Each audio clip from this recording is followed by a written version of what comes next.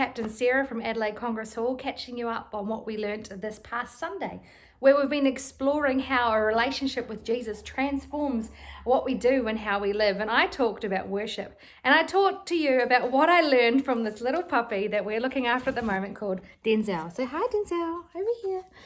He is a little dog that we've been looking after, and he has been with us for a month or so, and he's taught me so much more about worship than I ever had experienced, because this dog loves me. He loves to be where I am. He sits with me, he follows me around, he searches for me in this house and just longs to be where I am, gazing adoringly up at me.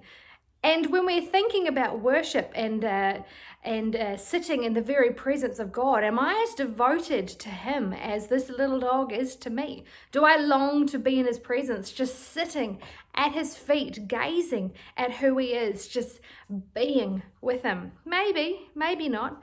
But too often there are things that get in the way. And we talked quite a bit about on Sunday about what the blockages are between us and the creator of the universe. We talked about the Old Testament, where the whole concept of worship was about the way that you live in order to reconnect with this God who is the only true object of worth in this universe.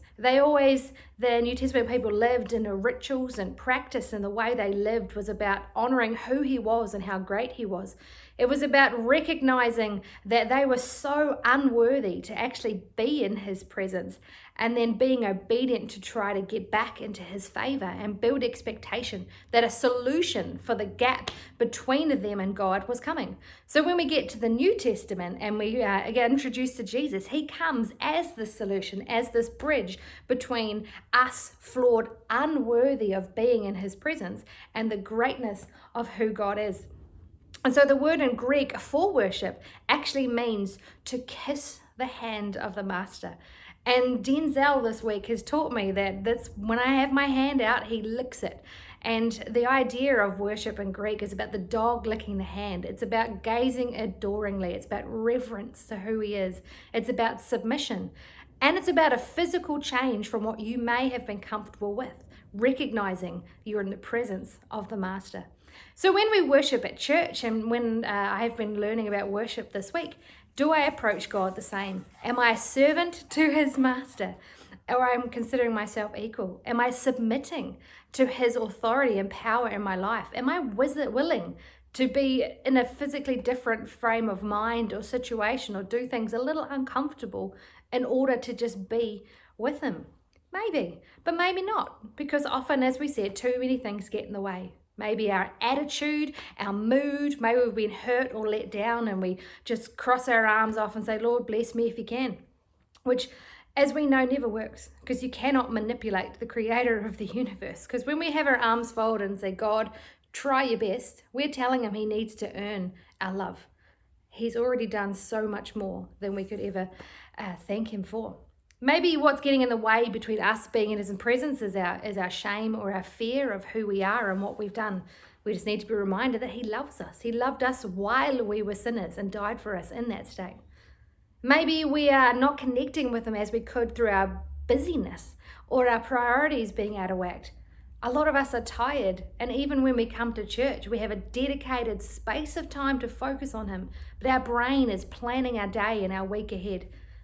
When we actually stop and pause and intentionally worship God through that time, we're acknowledging that He is in control of our time. That it's not up to us to plan the rest of our days. When we pause and just sit in the presence of our Master, we are trusting that He has control of what comes out of that and after that. Because we are commanded in the Bible to love God with our all.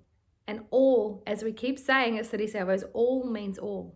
He says in the commandments we should have no other gods but Him. Anything that we put in the way between our relationship with Him is an idol. The song we used on Sunday talked about if we have anything we love more, anything we want more, anything we can't stop thinking about more than being in His presence, like this little dog is right here still with me, then that is an idol. So we prayed as a church to ask God to help us put aside those things, to break down those things, to be able to just sit in the presence of our Creator in awe and wonder, and allow him to give, to flow, to bless us, to give us our heart's desires, to grow us, to change us, and to challenge us.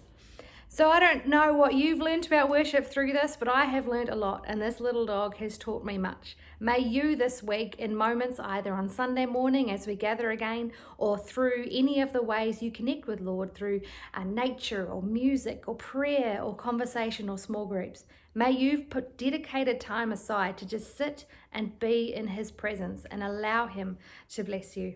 Until we see you again, have a fantastic day. Bye.